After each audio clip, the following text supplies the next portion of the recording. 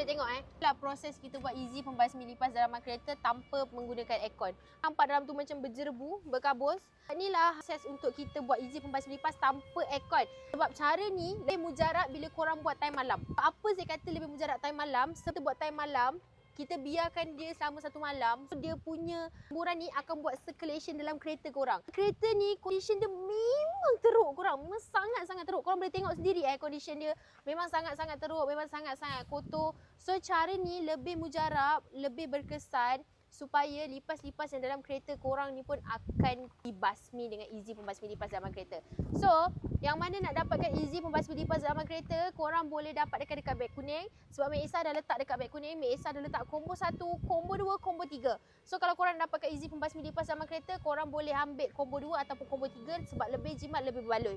Untuk kereta Viva macam ni, pakai satu tin saja dah cukup. Tapi nak lagi jimat, nak lagi berbaloi, ambil combo 2, ambil combo 3, lagi jimat, lagi berbaloi. So, korang jangan lupa check it out dekat beg kuning. Mek Esa dah letak.